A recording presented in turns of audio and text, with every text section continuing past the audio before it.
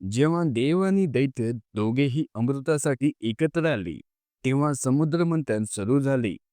भव्य महासागराच्या लाटांमध्ये देव आणि दैत्य अमृतासाठी संघर्ष करत होते. त्या मंथनातून एक दिव्य पुरुष प्रकट झाले. त्यांच्या हातात एक सोन्याचा कलश होता, ज्यात अमृत भरलेले होते. पुढे तो कलश त्याने विष्णूंच्या मोहिनी रूपाकडे दिला. तेच भगवान धन्वंती.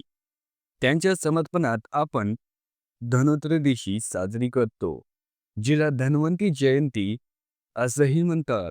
या दिवशी लोक घरात धन आणि समृद्धीचे स्वागत करतात आणि सोने चांदी खरेदी करून लक्ष्मीला आदरपूर्वक घरी आणतात.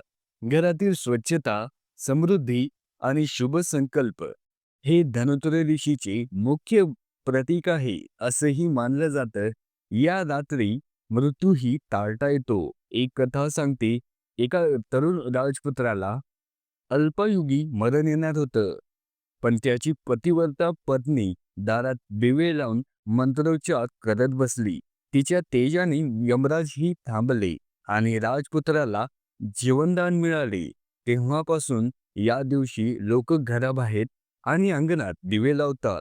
धनत्रयोदशी ही फक्त पूजा नाही, तर आरोग्य, संपत्ती आणि समृद्धी प्राप्त करण्याचा एक पवित्र संकल्प आहे.